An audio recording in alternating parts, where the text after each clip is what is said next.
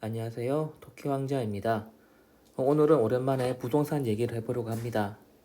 원래 부동산, 주식, 코인, NFT 순으로 계속 돌아가면서 영상을 만들려고 했었는데 아무래도 NFT 쪽 영상을 많이 만들었던 경향이 있습니다.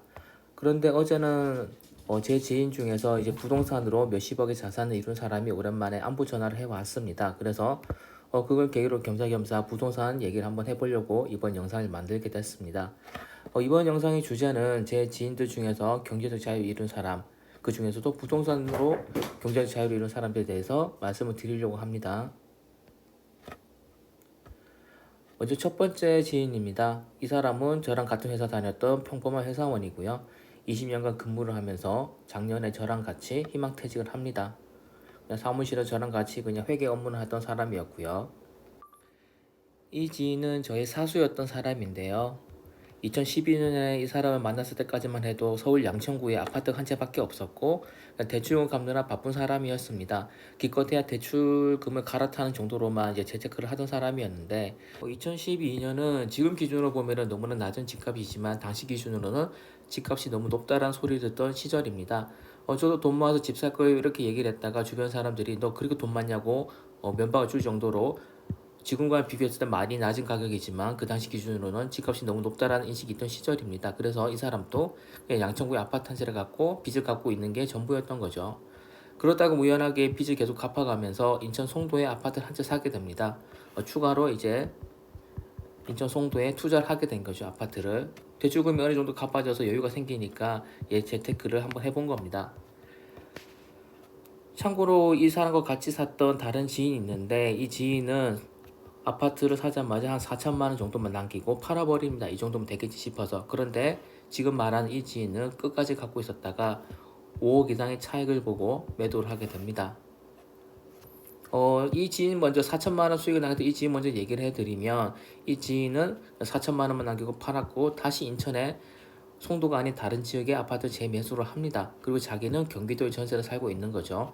그리고 경상도에서 대구 쪽인데 자기 부모님한테 물려받은 2층짜리 건물이 하나 있습니다. 뭐 2층짜리 건물이라고 해도 비쌌던 건 아니고 서울에 있는 아파트 한 채 값도 안 되는 건물이 한 채에 있는 거죠. 그러니까 이 사람은 전세를 살면서 인천에 아파트가 한 채 있고 대구에 건물이 하나 있는 겁니다.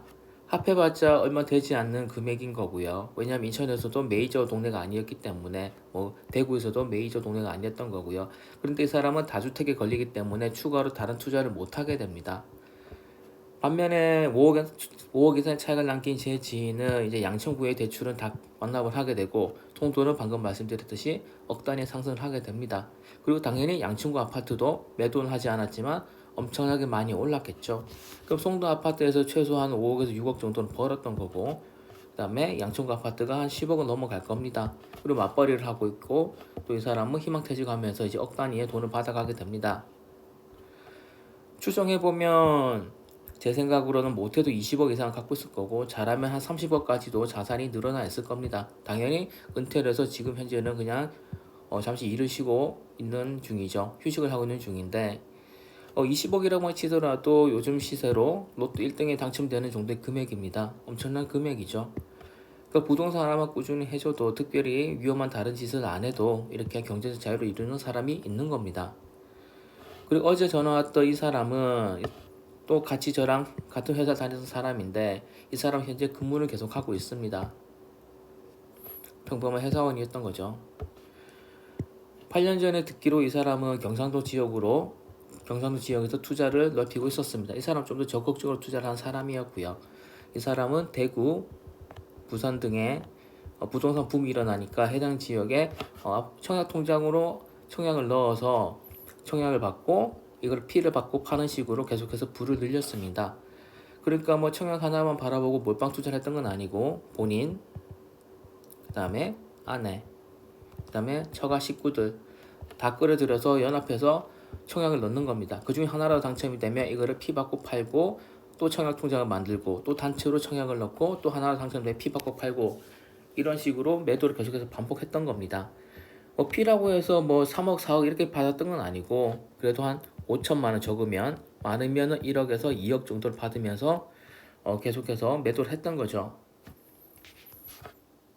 방금 말씀드렸듯이 대구와 부산 등에서 투자를 했던 거고, 참고로 이 무렵에도 제가 아는 변호사 형님은 피 받고 파는 이런 건 위험하니까 하지 말라는 얘기가 있었습니다. 왜냐하면 피 받고 파는 사람들 중에서는 이중계약서, 다운계약서라고도 하죠. 이런 거 쓰는 사람이 너무 많다. 그리고 다운계약서 같은 경우에는 피해자가 없는 범죄다. 즉 국가에서 금지를 했고 피해자가 없는 범죄이기 때문에, 예를 들어서 폭행이라고 하면 피해자가 있습니다. 바꿔 말하면 제가 누군가를 때렸으면 이 피해자에게 합의금을 주고 양형이 참작이 되는 겁니다. 하지만 국가가 피해자인 이 범죄는, 문서 위조죄 같은 범죄는 피해자가 없는 범죄이기 때문에 돈 주고 합의를 하는 방법이 없기 때문에, 양형 참작 같은 게 없기 때문에 이 변호사님은 이제 원칙대로 얘기하는 거죠. 피 받고 팔고 그렇게 하면 안 되는 거고, 그런 사람들 중에서 다운계약서 같은 걸 쓰는 사람이 너무 많고, 간혹 가다가 재수 없어서 문서 위조죄로 걸리게 되면 엄청나게 타격을 받는다. 바로 실형이다. 그러니까 절대로 는 그런 걸 하지 마, 이런 얘기를 했었습니다. 이 변호사님 같은 경우는 처가가 여의도에 아파트가 있었는데 시세가 폭발하기 전입니다. 문재인 정부 전에 여의도 아파트를 팔고 송도로 가게 됩니다. 여의도 아파트에 계속 있을지 아니면 송도로 가서 좋은 집에 살지 고민하다가 이 형님의 처가는 여의도 집을 팔고 송도로 가게 되죠. 아시다시피 여의도 지구 현재 지금은 20억에서 30억까지 갈 겁니다. 그리고 송도는 10억도 안 하겠죠. 또 이 형은 집값 하락 걱정에 본인은 집을 사지 않고 계속해서 무주택 전세로만 살고 있습니다. 하지만 이렇게 적극적으로 피받고 팔았던 제 지인은 건당 5천에서 1억, 많았던 2억 정도까지도 피를 받고 팔았습니다. 이게 수익을 남기면서 1년에 최소 두세 번 이상의 매매를 했던 거죠. 평균 1억 잡고 두 번만 매매해줘도 1년에 2억이며 8년간 했으면 16억입니다. 본인의 기본 자산 더하기 16억을 벌어버리고, 이 사람은 현재 부동산을 세 채는 가지고 있습니다. 왜냐하면 팔고 사고 다시 팔고 사는 식으로 했기 때문에 현재는 세 채는 기본적으로 유지를 하고 있는 거고요. 왜 이 사람은 아직까지도 월급 받고 일을 하고 있냐면, 세 채를 모두 다 현금으로 살 수는 없으니까 대출을 끼고 사기 때문에 이자 상환용으로 월급을 받고 있습니다. 그리고 억 단위로 돈을 굴리다 보니까 제 지인은 코인에도 억 단위로 돈을 넣었다고 합니다.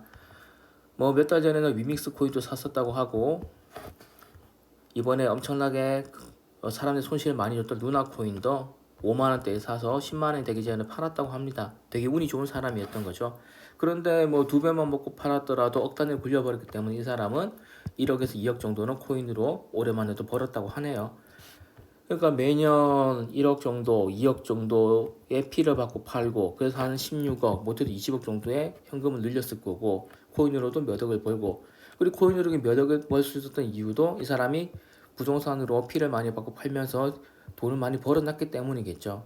일반인으로 하면은 5만 원에 몇 억을 집어넣고 10억이 될 때까지 버티는 거는 쉬운 일이 아닙니다. 하지만 이 사람 기본적으로 돈을 많이 벌었기 때문에 이렇게 적극적인 투자, 공격적인 투자 할 수 있었던 거죠. 추정하면은 자기의 자세한 재산을 잘 알려준 적도 없고 제가 물어본 적도 없지만, 제가 추정했을 때 최소 20억이고, 왜냐면 대구 쪽에 현재 세 채의 아파트를 갖고 있기 때문입니다. 못해도 20억이겠죠. 아마 한 30억에서 40억은 될 것 같고요.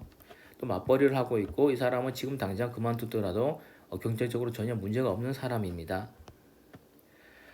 결론은 우리가 부동산, 주식, 코인, NFT 등 여러 가지 투자 분야가 있고, 제가 여러분들께 각각 다 알려드리고는 있지만 어느 한 분야만 통달하더라도 우리는 경제적 자유를 이룰 수 있다는 겁니다.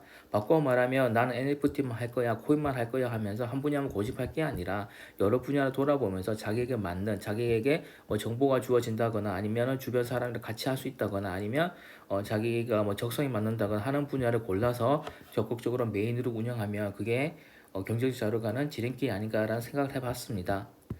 그러니까 이번에 말씀드렸던 이 두 명의 지인들만 해도 부동산 하나만 보고 몇 년간 존버하면서 40살에, 이제 40대거든요. 한 45 정도 되는 걸 알고 있는데, 이 40대 중반의 나이에 수십억 자산가가 된 겁니다. 이렇게 수십억 자산가가 되면 제가 원하는, 아마 여러분들도 원하는 그런 경제적 자유, 여유 있는, 자고 싶을 때 잘 수 있고 쉬고 싶을 때 쉴 수 있고 일을 안 할 수 있고, 직장 상사의 스트레스 화내는 그런 소리, 면박 같은 거에도 우리는 웃을 수가 있는 그런 수준에 도달하게 되는 겁니다. 다시 한번 말씀드리지만 재테크 분야는 여러 가지 있으니까 뭐 집은 내가 할 게 아닌 집은 너무 많은 돈이 들어가 아니면 주식은 너무 위험해 아니면 나 코인만 할 거야 아니면 NFT만 할 거야 같은 고집은 부리지 마시고 최대한 어느 분야가 있고 여러 분야에 대한 정보를 많이 얻어보시고 조금씩 다 도전해 보시기 바랍니다. 그러다가 진짜 자기의 적성을 새로 찾게 될 수도 있기 때문에 항상 새로운 마인드, 열린 마인드로 투자를 바라보시기 바랍니다. 부동산 얘기를 좀 더 해볼 생각이기 때문에 다음 영상도 부동산 얘기를 한번 해보는 걸로 이어가겠습니다. 그러면 토요일인데 즐거운 주말 보내시고 저는 다음 영상으로 찾아오겠습니다. 감사합니다.